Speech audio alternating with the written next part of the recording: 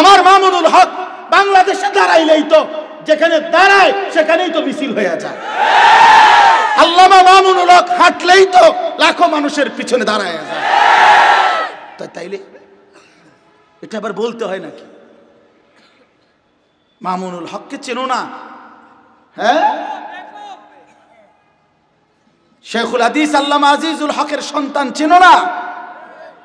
ওলামায়ে কেরাম এখন তৃতীয় পক্ষ হয়ে গেছে। ওলামায়ে কেরাম এখন চিনে না। এই বাংলাদেশের 16 বছরের ফ্যাসিস্টে, এই জালেমের জুলুমবাজের জুলুম ওলামায়ে কেরাম সহ্য করে নাই। ওলামায়ে কেরাম জেল খাটে নাই। ওলামায়ে কেরামের তাজা খুন ঝরে নাই আপনার। তাইলে 5ই মের সেই রক্ত কি মুছে গেছে জমিন থেকে? 2013 সালের 5ই মের রক্ত আল্লাহ রাসূলের ইজ্জতের জন্য, দ্বীনের জন্য, কালেমার জমিন, হেফাজতে ইসলাম, ইসলামের পবিত্রতার জন্য রক্ত ছড়িয়েছে।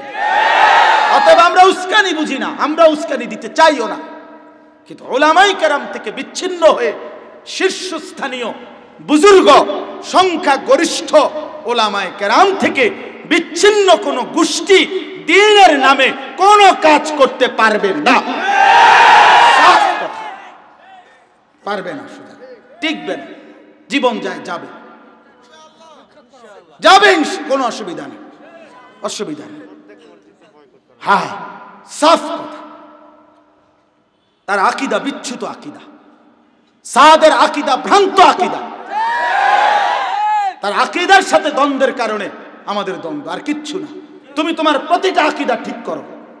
তুমি সাহাবায়ে কেরামের বিরুদ্ধে কথা বলো, তুমি আম্বিয়া নবীদের বিরুদ্ধে কথা বলো, তুমি উলামায়ে কেরামের বিরুদ্ধে কথা বলো, এরপরেও ইমানদার কেমনে মেনে নিতে পারে? এটাই দাওয়াত ও তাবলীগ ভিন্ন একটা, মাদ্রাসা ভিন্ন, কওমি মাদ্রাসা আলাদা, উলামায়ে কেরাম আলাদা। এটা বুঝি কোনো কথা হইল? এটা বুঝি কোন দাওয়াত, তাবলীগ, তালিম, তাজকিয়া, জিহাদ, মাদ্রাসা, মসজিদ, খানকা, ইমাম, মুয়াজ্জিন, মুসল্লি সব এক সূত্রে গাঁথা, এক সুতোয় গাঁথা। আলাদা করার সুযোগ নেই, আলাদা করার সুযোগ নেই।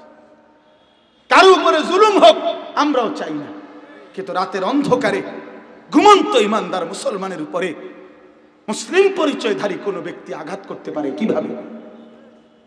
কিভাবে সম্ভব এটা? এই কথা কেমনে মাইনা নেওয়া যায় মনের? এটা কলিজায় মানে কেমনে? যে হাফেজ সাহেব আল্লাহর কোরআন বাচ্চারে পড়ায়া যে আঙ্গুল দিয়া কোরআন উল্টায়, এমন ইমানদার হাফেজ সাহেবের আঙ্গুল কাইটা ফেলে দিল কেন?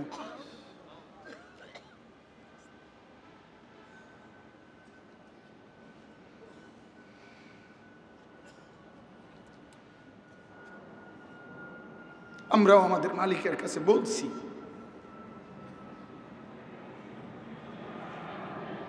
আমরাও মজলুমের বিজয় চাই,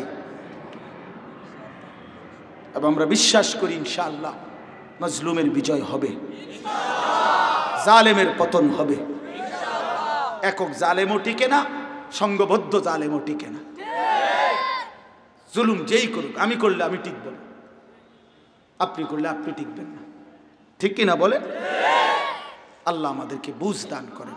এই জন্য আমার অনুরোধ, বাবা তোমরা নওজোয়ান, তোমরা আল্লাহর রাস্তা থেকে ছুটে যেও না, ছুটে যেও উলামায়ে কেরামের তত্ত্বাবধানে নিজের ঈমান, নিজের আখলাক, নিজের জিন্দেগি সুন্দর করার চেষ্টা করো।